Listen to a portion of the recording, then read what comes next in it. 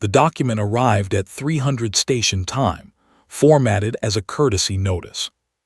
Not a law, not a directive, a courtesy. I read it 3 times, not because I didn't understand it, because I wanted to make sure I understood exactly what they thought of us when they wrote it this way. The Galactic Compact's Clause 7 Sigma, passed by the Keth majority in a closed session, without a floor debate, without a single vote from Earth's observer seat, was now official policy across every charted lane in known space. Human faster-than-light military vessels were permanently banned from all galactic corridors. Permanently. I set the document down on my desk in the Earth Diplomatic Annex on Station Veral 4 and looked out the viewport at the slow rotation of the docking ring below. 14 colony worlds, 3 mining stations out past the reach, 2,100,000,000 humans living beyond Earth's own gravity well, all of them now sitting in space with no fleet between them and anything that wanted to come close. The Compact's peacekeeping force, the Veil, had an average emergency response time to human flag distress calls of 11 days. 11 days is a very specific number to know by heart. I know it the way I know my own name. I know it because of Karith Station. I don't talk about Karith Station. My comm unit buzzed. Admiral Hal Straka calling from Earth Command. I let it buzz 4 times before I answered. He was already talking before the channel fully opened, voice tight, running too fast. Yara, tell me you've seen the document. I've seen it. Then you understand we need to mobilize. We can't sit here and let them. Hal, I said it the way you say a word to stop a door from swinging shut. He stopped. Sit down. I'm already sitting. Then sit differently. I need you calm. There was a pause. I could hear him breathing, the particular rhythm of a man swallowing a response he knows is wrong. Hal Straka had commanded 3 battle groups and survived 2 interstellar engagements. He was not a man who sat still when someone drew a line in front of him. But he trusted me. I still didn't fully understand why. What are you going to do? He asked. I'm going to read, I said. Another pause, longer this time. That's it. Hal, they've had 600 years to build this legal system. Every clause, every provision, every amendment is stacked on top of something older. They think we haven't read any of it. I picked up the courtesy notice again and turned it over in my hand. They're right that we haven't. I'm going to fix that. He didn't say anything for a moment. Then, you want me to hold the fleet back on the strength of a reading list. I want you to hold the fleet back because if you move it, you hand them exactly what they need to make this permanent. Right now it's a clause. You move those ships, it becomes a precedent. I set the notice down. Give me time. How much time? I looked at the stars outside my viewport. The slow, indifferent spin of everything out there that didn't care about us at all. 18 months. He laughed. It wasn't a happy sound. 18 months. Yara, the colonies are scared, I know. Tell them to be patient and to document everything. Every Veil response time, every unanswered distress signal, every delay. I need that data. And if something happens before 18 months, I didn't answer that. Because there was no answer that would make him feel better, and I'd stopped offering comfort that cost accuracy a long time ago. I'll call you in 72 hours, I said, and closed the channel. I sat in the quiet for a while. The annex had 12 rooms and I used 3 of them. The rest were stacked with document crates from the Compact archives, physical copies I'd been requesting for 6 months under a provision that gave observer state representatives access to pre-Compact foundational materials for diplomatic orientation purposes. Nobody had paid much attention to the requests, because nobody paid much attention to Earth's diplomatic representative doing anything other than sitting quietly in the corner of sessions and not causing trouble. That was the thing about being ignored. It had uses. I pulled the first crate onto my desk. It was the original foundational treaty of the Galactic Compact, 612 years old, written in 4 languages, 2 of which required a translation matrix to render in anything a human could read. I'd already acquired the matrix 3 months ago. The clause that banned our fleets was nested in Section 7, part of a security framework the Keth had pushed through 40 years earlier during a period of instability in the outer lanes. It looked solid. It read solid.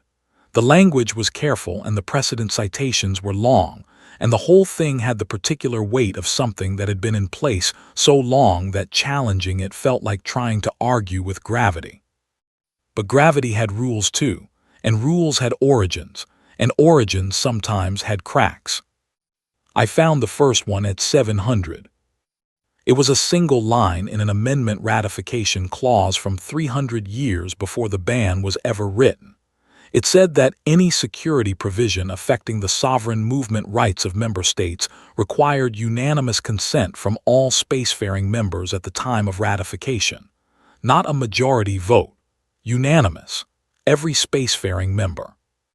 Earth had not been a spacefaring member 300 years ago. Earth was one now. The ratification of Clause 7 Sigma was, by the Compact's own foundational rules, procedurally void. I sat back in my chair. I looked at the line for a long time. Then I looked at the rest of the document around it, tracing connections, checking references, following the chain of citations backward through the centuries to make sure I was reading what I thought I was reading. I was. Not just void. Every enforcement action taken under it, the patrol seizures, the 3 impounded human vessels out in the Reach, the formal warnings issued to colony defense contractors. All of it, under the Compact's own foundational treaty, constituted unprovoked interference with a member state's sovereign movement rights. They hadn't just banned our fleets. They'd handed me the argument that demolished the ban. But I didn't celebrate. I didn't call Hal. I didn't do anything except pull the next document from the crate, because one line in one amendment meant nothing without 200 more documents supporting it, and I had work to do. I submitted Earth's formal acknowledgement of Clause 7 Sigma that afternoon, signed, dated, formatted correctly in all 6 official Compact languages. Cooperative, compliant, the model of a small, grateful observer state accepting the decision of the majority without complaint. Attached to it, in a secondary filing that slotted neatly into the submission queue, was Earth's application to restructure the Compact's legal framework under Provision 44, a provision that hadn't been invoked in 6 centuries, the one that allowed a member state to formally challenge the jurisdiction of any clause if they could demonstrate systemic harm to their civilian population. The filing was 47 pages. I'd been writing it for 3 months.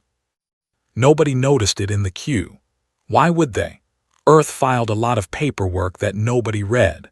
We were the new ones, the small ones, the species that was still supposed to be grateful for a seat at the table, even a non-binding one.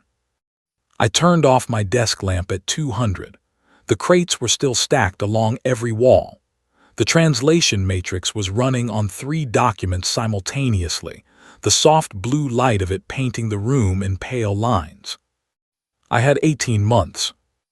They had 600 years of legal architecture. They'd never once expected anyone to actually read. Lord have mercy on their math. I found Suveth on the 3rd floor of the Compact's Central Archive on Station Veral 4, 14 days after the ban went through.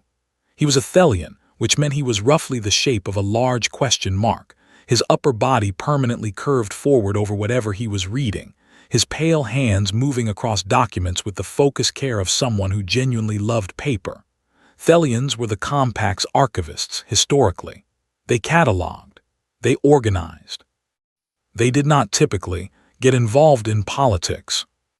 He looked up when I walked in and asked if I needed help finding something. Everything from the pre-Compact era, I said. Specifically, anything related to the foundational ratification structure of the security provisions, and anything on Provision 44. He blinked at me for a moment. Provision 44 has not been referenced in active legal proceedings in 603 years. I know. May I ask why you're interested in it? Diplomatic orientation research, I said. I'm very thorough. He looked at me the way a person looks at someone who has just said something technically true in a way that is clearly not the whole truth. Then he went and pulled the documents. He was quiet about it, efficient, and he didn't ask more questions that day. I liked him immediately. Over the following weeks, I developed what I could only describe as a working relationship with Suveth that existed somewhere between professional collaboration and the kind of strange friendship that forms between two people who spend too many hours in the same room with bad lighting and too much coffee. He reorganized my document system every few days. I reorganized it back. We never discussed this. It was our only point of genuine friction. He started asking questions around the third week. Not the pointed kind, the genuinely puzzled kind, which was different and somehow more difficult to navigate. You are reading the original language of the security framework, he said one afternoon, not looking up from his own cataloging. The pre-ratification drafts, not just the final text. Yes. Why does the pre-ratification language matter? The final ratified text is what has legal standing. The final text is what the Keth wanted everyone to read, I said. The drafts are what they were actually trying to do. There's a difference, and the difference has legal weight if you can trace it through the amendment record. Suveth set down his stylus.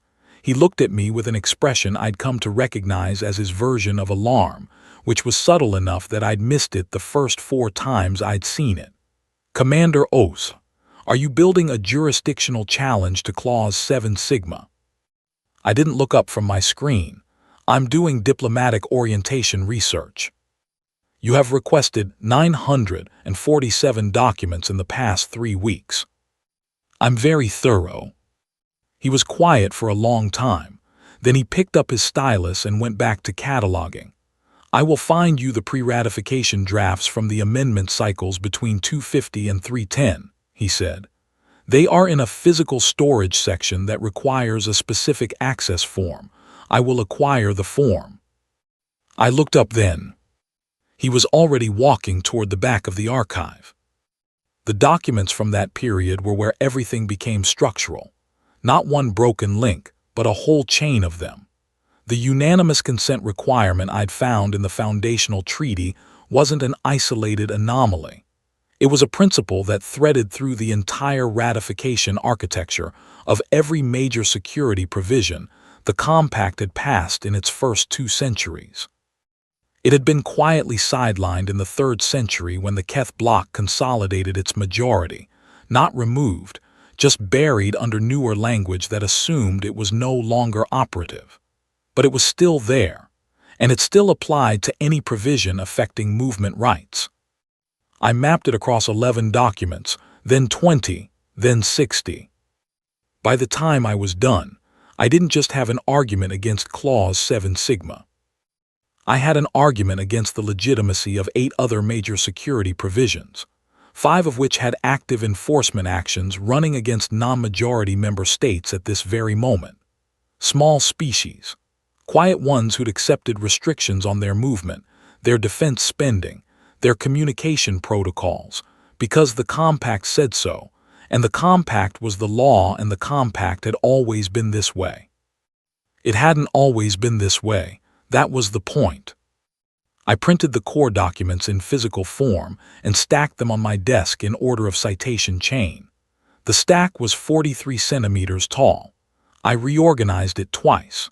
Suveth reorganized it once while I was asleep and got the order wrong by 2 documents, which I discovered at 500 and fixed before I'd even fully registered that I was awake. I reorganized his cataloging system in retaliation.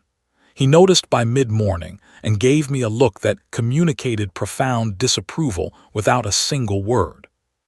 A Keth observer came to my office in the 6th week. Senior diplomatic staff, the kind of person the Keth sent when they wanted to deliver a message without being seen to deliver a message. He was courteous in the specific way that very large political entities are courteous to very small ones. Smoothly, warmly, in a way that made the size difference feel like a kindness rather than a fact. He asked how I was settling in. He asked about Earth's position on the upcoming resource lane renegotiations. He asked, very casually, whether I'd found the compact's archive facilities adequate for my research needs. I told him everything was wonderful. I offered him tea. I agreed pleasantly with his summary of the current political landscape. I showed him nothing. After he left, Suveth appeared in the doorway of my office. "That was Keth Senior Observer Veldas," he said. "He is responsible for political compliance monitoring across 17 member state delegations." "I know. He came here because someone told him you have been spending significant time in the archive." I assumed. Suveth looked at the stacks of documents on every surface in my office. Then he looked at me. "Commander, whatever you are building, you should know that the Keth have 600 years of experience neutralizing legal challenges from smaller member states. They have standard procedures: delays, procedural objections, jurisdictional disputes. They will bury your filing in process for as long as it takes for Earth to run out of resources or patience." "I know about the delays," I said. "You have an answer for them." I filed for continuous standing obligation status. At the same time, I filed the Provision 44 challenge. I picked up my tea. It's an old procedural right. Requires the compact to actively respond to any challenge involving potential civilian harm within 90 cycles. No delay permitted. Suveth stood very still for a moment. "Where did you find that provision?" "Volume 14 of the Pre-Compact Procedural Codex, third shelf from the bottom left section, the one with the binding damage that nobody had opened since before I was born." I looked at him over my cup. "The one you were going to recommend they transfer to off-site storage last month." "He processed that. I did not transfer it." "I know, that's why I like you, Suveth." He went back to his desk without another word. I heard the particular sound of him pulling another document from a crate, not his assigned cataloging, something new. He worked 2 hours, past his usual finish time that evening. The thing about grief that nobody tells you is that it is also a kind of fuel if you let it be. Letting it be is the hard part. It would have been much easier to have Hal send the fleet. Much faster. The direct response, the human response, the chest-forward response. My crew on Kareth Station would have understood the fleet response. Some of them would have called for it themselves. But I'd watched what the direct response got us before. I'd watched 11 days pass. I knew what direct looked like when the rules said it wasn't allowed. So I sat in a room full of 600-year-old documents and I read. I read everything. And I took notes that Suveth organized better than I did. The morning I filed the full challenge, I ate the last of the protein bar supply I'd brought from Earth.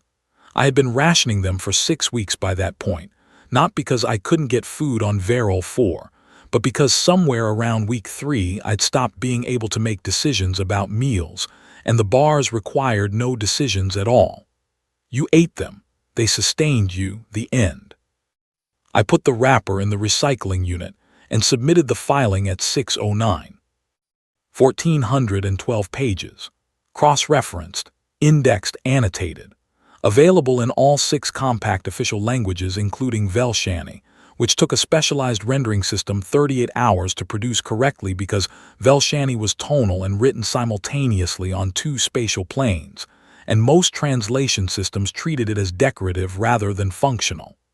I had paid, out of Earth's diplomatic operational budget, for a specialist system to render it properly. The Keth, who comprised roughly 30% of Velshani native speakers in the compact, would have to read every argument in their own second language, rendered flawlessly. Suveth had found the specialist system. I called him into my office after the submission confirmation came through and showed him the receipt. He looked at the cost of the rendering system for a long moment. You spent 14% of Earth's quarterly diplomatic operating budget on a language formatting tool. The compact rules require accessible filings for all official language communities, I said. I was following the rules. Commander Osai, he set the receipt down. That is the most aggressive act of procedural compliance I have ever witnessed. Thank you. He made the sound that served Thelians as a short laugh, low and slightly startled. I'd only heard it twice before. The compact's initial response came back in 4 days. A procedural delay request, standard language, warm tone, deeply condescending in the specific way of something that expected to work. They cited review period requirements and resource allocation constraints and the complexity of the submission scope. The language was careful. The subtext was, "Go away." I had filed the continuous standing obligation attachment simultaneously with the main challenge, nestled in the submission package behind the main index, formatted as a standard procedural addendum in font size consistent with the rest of the document, so it did not stand out visually. Anyone skimming for the headline filing would have skimmed past it. The compact's procedural team had skimmed past it, which meant the 90-cycle response clock was already running, had been running since 6:09 on the morning I filed. They just realized this when they tried to submit the delay response, because the automated compliance system flagged the conflict and rejected the delay request. My comm lit up within 6 hours, not a courtesy notice this time. An urgent channel request, Keth Senior Observer Veldas. I let it sit for 90 minutes, then I accepted. Commander Osai. His voice was composed, but composed the way a room is composed after someone has quickly straightened everything in it before a guest arrives. We appear to have encountered a scheduling complication with the review timeline. I'm sorry to hear that, I said. The continuous standing obligation attachment you filed is a standard procedural right available to all member states under the original Compact Procedural Codex, I said. Volume 14, Section 31. I can send you the citation if that would help. A pause. That provision has not been used in active proceedings in some considerable time. No, I agreed, it hasn't. Another pause longer. The majority will need to convene a session to address the review timeline issue. Of course, I'll be available. I paused a moment myself. I'm sorry, this must be a busy period. Should I send the Velshani rendered copy to Senior Counsel directly, or would the standard distribution channel be sufficient? The line was quiet for 4 full seconds. In my experience, 4 seconds of quiet from a Keth diplomat was equivalent to approximately 30 seconds of any other species' distress. Standard distribution will be fine, he said. I thanked him and closed the channel. Hal called that evening. I could hear the tension in his voice, the same wire-tight frequency it had held since the ban went through, but there was something else underneath it now, something that hadn't been there before. I've been getting reports, he said. The colonies are scared, the outer stations are scared, Yara if something happens. Tell them to keep documenting, I said. Every veil response time, every communication, every delayed acknowledgement. You keep asking for that documentation. What is it for? The harm component of my challenge, I said. I can prove the ban is legally void without it, but I need to prove it causes active harm to civilian populations to invoke the 90-cycle clock. The documentation the colonies are collecting is evidence of systematic negligence in the Compact's protection mandate.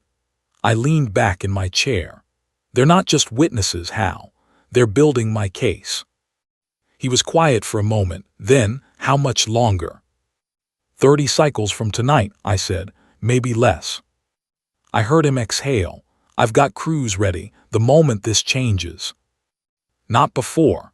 I need this clean.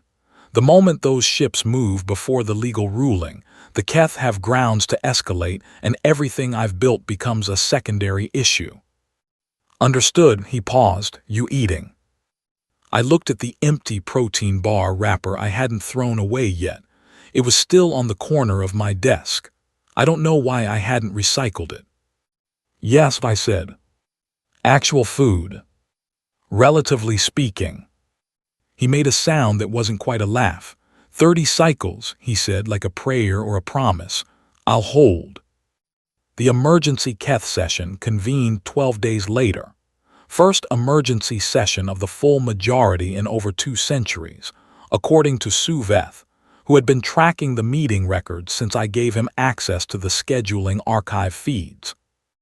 I watched the opening of the session on the diplomatic feed from my office, because I was not invited and was not supposed to know it was happening, a fact that both of us understood and neither of us mentioned in the formal diplomatic exchange that continued smoothly on its separate track. The session lasted 19 hours. I know because I was still awake when it closed. What I didn't know, what I had no way of knowing yet, was that a data packet had left my office 6 weeks earlier on a timed relay, not a comm transmission, an archive distribution request filed through the Compact's Public Information Framework, requesting that a set of historical incident documents be added to the publicly accessible Colonial History Archive. Standard request. Routine processing time of approximately 6 weeks. The documents were the complete incident record from Kareth Station, the internal reports, the response logs, the communication records, the full timeline of what the 11-day Veil response window had looked like from inside. I'd filed the distribution request the same week I filed the challenge. By the time the Keth emergency session closed, those documents had been in the public archive for 9 days, picked up by 3 news distribution services, then 14. Then, somewhere around day 7, by every major compact information network from the core systems out to the reach. Veldas called me the morning after the session. He was not composed this time. Those documents, he said. They're public record, I said. Declassified colonial incident files. The public archive framework requires accurate historical records to be accessible to all member states. I let a moment pass. I was following the rules. He said nothing for several seconds. Commander Osai, what is it precisely that you want? I looked at the empty protein bar wrapper on the corner of my desk, at the stacks of documents along every wall, at the pale light coming through the viewport, the slow rotation of the docking ring below, the indifferent stars past it. What I've always wanted, I said, a fair system that works for everyone in it. He closed the channel. I recycled the wrapper.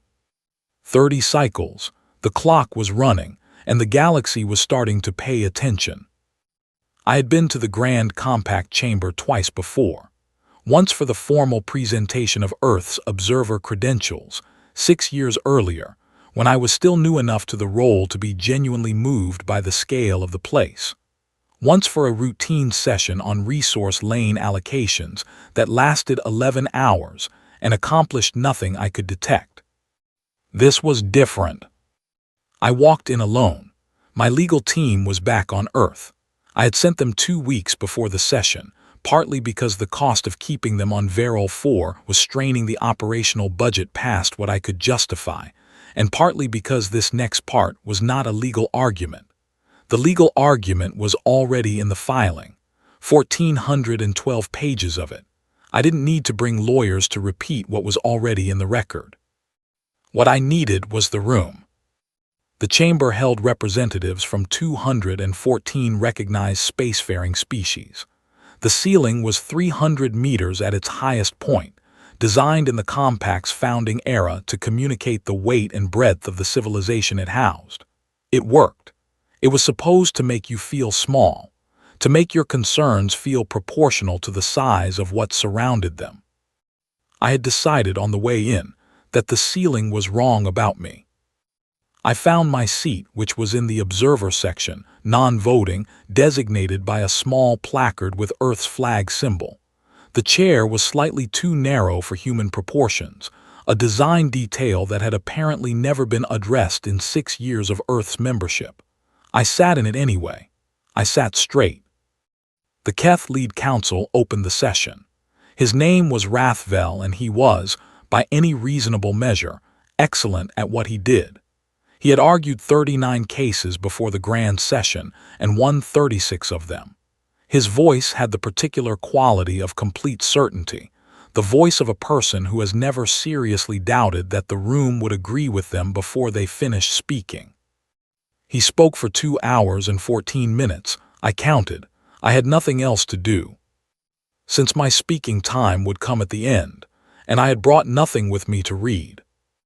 Rathvel's argument, distilled past the procedural language and the historical citations and the careful framing, said this: humans were an unstable species with a documented tendency toward militaristic behavior, and their unrestricted presence in galactic corridors presented a systemic security risk.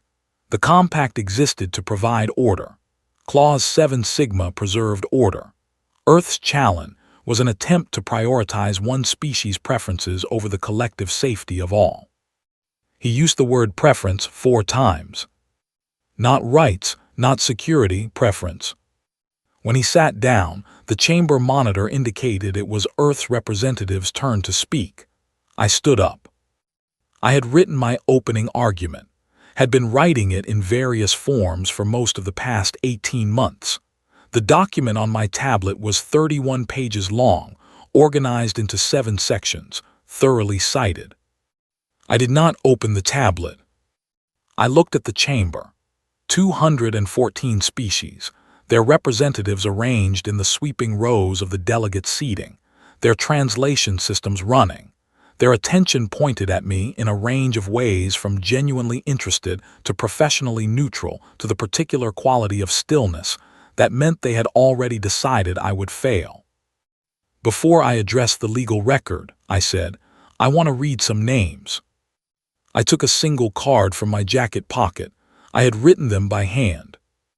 Lieutenant Owen Graves, Engineer First Class Donna Fielding, Station Commander Paul Aruda, Navigation Specialist Claire Morton, Medical Officer Ben Akaffer, Maintenance Crew Chief Sandra Voss, Research Coordinator Yemi Adebio, Communications Specialist Ray Holt, Junior Engineer Lena Brandt, Pilot Second Class Marcus Adair.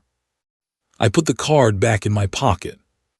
Those are the names of the 10 crew members I lost at Kareth Station, I said. The Vale Response Unit arrived 11 days and 4 hours after the distress signal was sent. The Compact's protection mandate was in full effect at that time. No human fleet was nearby, because human vessels in that corridor were already operating under movement restrictions that preceded Clause 7 Sigma. My crew followed every rule. The rules did not follow them. The chamber was quiet, not the performed quiet of a body waiting for the expected argument, something different.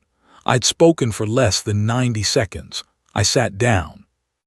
The silence lasted longer than Rathvel's entire argument. I let it.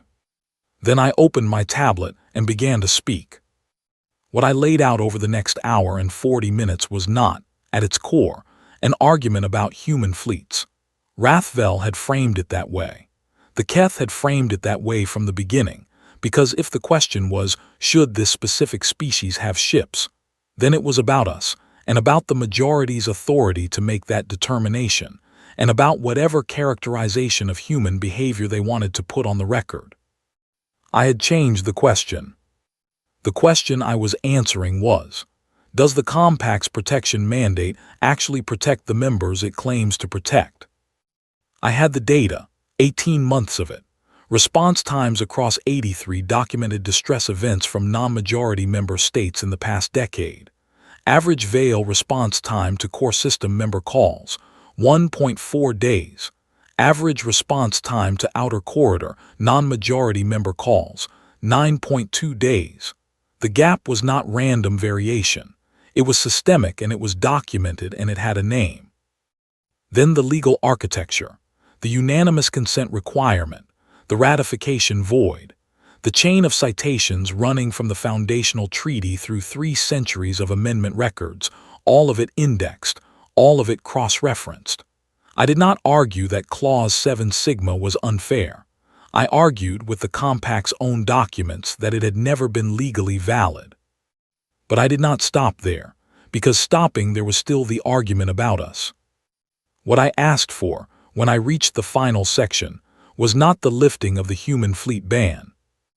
I asked the Grand Session to adopt what I had called the Revised Protection Mandate Framework, independent response capacity for outer corridor member states, including the right to maintain provisional defense vessels, mandatory response time accountability standards for the veil, with automatic review triggered by any delay past 3 days to a civilian distress signal, a standing oversight committee composed of non-majority member representatives to monitor compliance.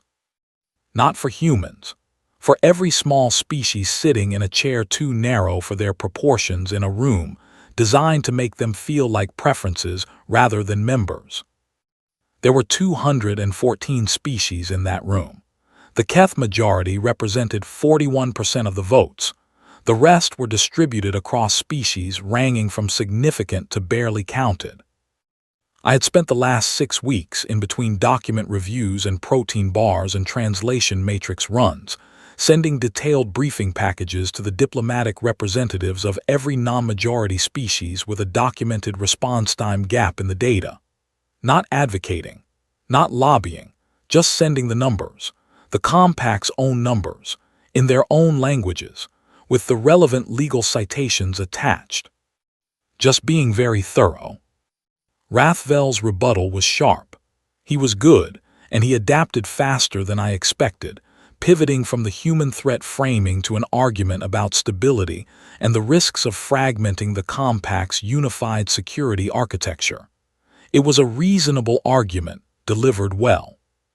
When the floor opened for general delegate comment, something happened that hadn't happened in 200 years of compact sessions, according to Suveth's records. 11 species spoke before the Keth Coalition could organize a response block, not in sequence, in an irregular, overlapping series of requests that the chamber monitor had to process in order, each one placing on record support for the Revised Protection Mandate Framework, each one citing specific incidents from their own colonial records, their own response time gaps, their own version of Kareth Station that they had never previously had standing to raise. 11 species, then 14. The Thelian delegation was 19th. I had not contacted them. I had not sent Suveth's delegation a briefing package. I had been very careful not to, because Suveth worked in the archive and I had not wanted there to be any appearance of using our working relationship to conduct political outreach. He was in the gallery. I did not know how he had obtained a gallery seat. He was in the 3rd row, folded forward in his characteristic posture, and when the Thelian delegate placed the delegation's support on record, he looked at me. I looked back at the floor. Lord have mercy on your math, I thought, and this time I meant it as something close to gratitude. The vote was called 3 hours later. The chamber rules required it once a sufficient block of delegates had placed formal positions on record. The Keth majority voted against. All of their aligned clients and trade partners voted against. It was a solid block, the same block that had passed Clause 7 Sigma without a floor debate, the same block that had operated this system for 6 centuries. It was not enough.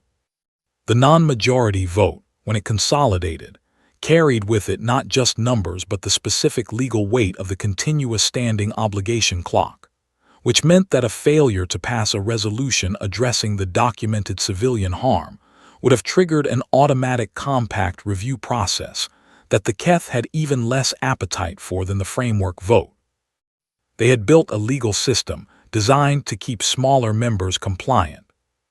The same system, read carefully, had given smaller members the lever to move it. The Revised Protection Mandate Framework passed with 214 delegates present and voting. The margin was not close. Rathvel did not look at me when the result was announced. He gathered his materials with precise, careful movements, and walked out of the chamber through the primary delegate exit. I watched him go. There was no satisfaction in it, exactly. It was more like the feeling of a clock stopping that had been running too loud for too long. The absence of a noise you'd gotten used to. I sat in the too-narrow chair for a few minutes after the chamber began to empty. I was very tired in the specific way of someone who has been running on a single purpose for so long that the cessation of the purpose leaves the body briefly confused about what to do next. My com buzzed Hal. I answered it. He wasn't talking this time. There was just breathing for a moment. Then I watched the feed. I know. Yara, his voice was different. Stripped down to something underneath the Admiral. You got them. We're not done, I said. The implementation process starts in 30 cycles, and the Keth will file 6 procedural objections in the first week alone.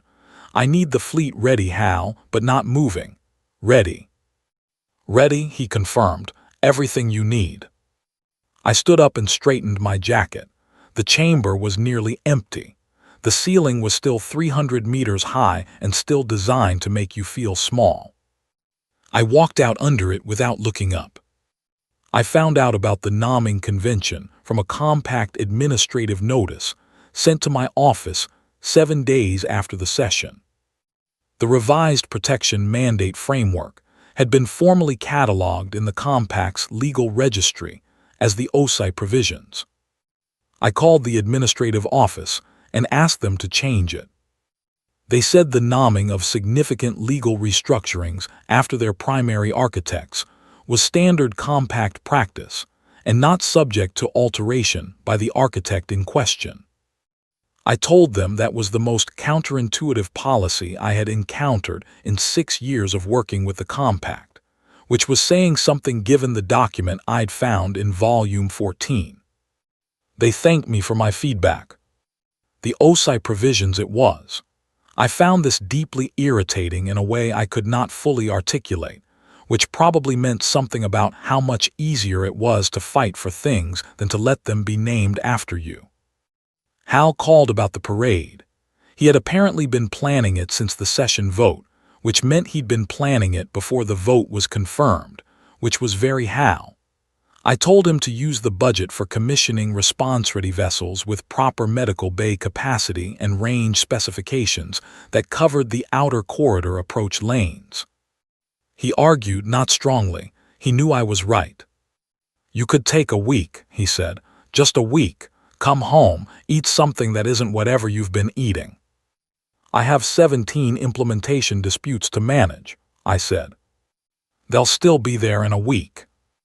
The Keth will file 3 more objections by end of cycle if I'm not monitoring the response queue. The first wave is testing turnaround time. If I show gaps, they'll stack the objections to create delay. I pulled up the dispute log on my second screen. I can take a week in 30 cycles. He was quiet for a moment. The same 30 cycles you told me 5 weeks ago. Different 30 cycles, I said. These ones count down. He made the not-quite-laugh sound. I heard, underneath it, the thing he wasn't saying, the same thing he never said, the thing that sat in the background of every conversation since Kareth. He had been my fleet commander then. He had been the one who made the call not to send unauthorized vessels into the restricted corridor. He had followed the rules, and so had I, and the rules had failed us both in ways neither of us said out loud anymore. 30 cycles, he said, and closed the channel. Suveth came to say goodbye 2 days after the session. He was going back to Thelos for a rotation, the standard archival leave cycle that Thelians took every 18 months. He stood in the doorway of my office and looked at the stacks of documents that had migrated from crates to walls to every flat surface in the room over the past year and a half, and he held a flat package under one arm. I brought you something, he said, an archivist's gift. It is the tradition, when something significant has been found in the archive, to give the original document to the person who found it. He crossed the room and set the package on my desk. I opened it. It was the original pre-compact foundational treaty, not a copy. The actual document, sealed under preservation material, the real paper, 612 years old. The page with the unanimous consent amendment clause was visible through the transparent cover, the line that had started everything marked by a conservation tab in pale gold. I looked at it for a long moment. I did not know what to do with gifts. I knew how to work. I knew how to argue. I knew how to read 600-year-old legal documents and find the one line that mattered. Sentiment was a different language, and I had never been fully fluent in it. "Thank you," I said. He nodded once. "It belongs with someone who will actually read it." He left. I put the framed document behind my desk, at an angle where I couldn't quite see it from my chair, because if I could see it, I would look at it, and if I looked at it, I would think about what it represented, and if I thought about what it represented, I would lose the thread of the 17 active implementation disputes. Later, there was time for that later. The Keth filed 4 objections in the first week, which was one more than I'd predicted. I handled 3 of them directly from the legal record. The 4th was more creative, a structural argument about the interpretation of provisional defense capacity in the framework text that required pulling 2 additional documents and a clarifying addendum I'd actually anticipated and drafted 3 months ago, waiting in my files. I submitted the addendum and went back to the implementation queue. Veldas requested a private meeting in the second week, not a comm channel this time, an in-person request. I agreed to it. He came to my office. He looked at the documents along the walls, the ones Suveth had reorganized one last time before he left, and then he looked at me, and for the first time since the ban had gone through, he did not reach for the smooth condescension of something larger talking to something smaller. He just looked tired. "You are going to keep doing this," he said. It was not a question. "Administering the implementation of the OSI provisions. Yes, that's my responsibility." "That is not what I mean."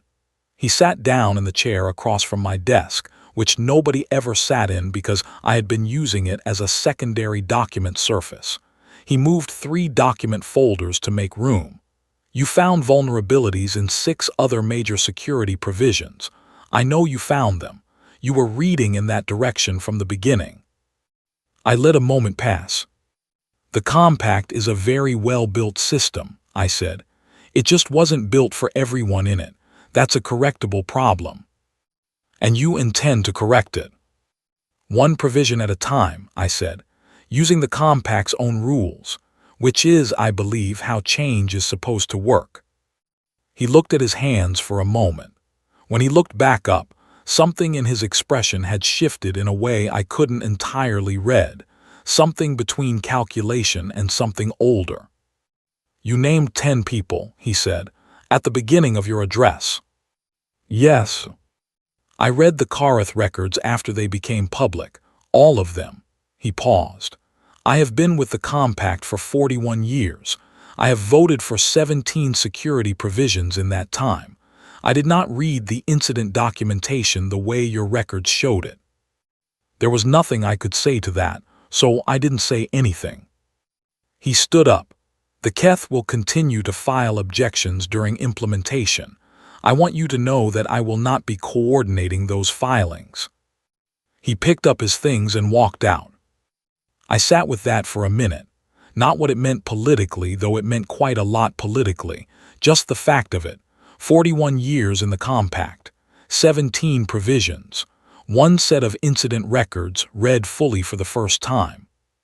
I opened the implementation queue. There were 16 active disputes, 4 pending responses, and 2 new objections that had come in while I was in the meeting. The outer corridor species that had spoken at the session were beginning to file their own provisional defense capacity registrations under the new framework, the first wave of something that would take years to fully settle into place. The Veil had already received formal notification of the new response time accountability standards, and had submitted a preliminary compliance schedule that I had sent back with 13 specific amendments. Hal called to tell me the first response-ready vessel was cleared for commission under the new Provisional Defense Rules. It was a small ship, outer corridor capable, medical bay, full-range communications. He wanted to name it after someone. I told him to name it after Owen Graves. He was quiet for a moment. "Yeah," he said. "Yeah, okay." I went home to Earth at the end of the 3rd week. Not for a week. For 4 days, which was what the implementation queue could reasonably tolerate with Hal's team managing the routine acknowledgments. The apartment had been empty for 18 months. It was dusty in the specific way of a place that had been waiting rather than abandoned. I opened the windows, cleared the surfaces that were covered in nothing at all. Made actual food in an actual kitchen, with ingredients that required more than one decision. I ate at the table. The names were on the wall in the hallway. I had put them there before I left for Verol 4, because I had known then, in the part of myself that does not speak in policy language, that if I did not come back having built something from what happened to them, I was not sure I would be able to come back to an apartment that still held their names. I ate, and I did not look away from the wall. I had run on their absence for 18 months, on the 11-day number, on the specific weight of reading a courtesy notice about a ban while knowing what it meant for 2 billion people who would have no one coming when the clock started running. It was not revenge. I want to be clear about that. It was never revenge. Revenge is for people who believe that breaking something even restores a balance. I do not believe that. I believe that what is broken stays broken, and that the only honest response to it is to build something around the break that makes the same break harder to happen again. That is a slower thing. It does not feel like justice exactly. It does not give back what was taken. What it gives back is something else, harder to name. On the second morning, I woke up early and sat at my kitchen table with the implementation queue open on my tablet and a cup of actual coffee. Not a protein bar. Coffee from beans, brewed properly. Outside the window, the city was doing its early morning thing, the particular soft noise of something large and ordinary just beginning its day. The first new Keth objection was in the queue. Procedural, specific, well-argued. They had good lawyers. They were going to keep using them. I had already anticipated this one. The response was drafted, ready, waiting in my files on a 30-cycle delay. I submitted it and moved to the next item. The galaxy had tried to close a door. I had spent 18 months reading the door's blueprints until I found the part where the hinges were missing. That door was open now, and behind it were 16 other doors, and I had already read their blueprints too, and the compact's own rules said I had the right to file challenges on each of them, one at a time, through proper channels, with correct formatting in all 6 official languages. I finished my coffee. 30 cycles until the next major implementation review. I had a lot of reading to do.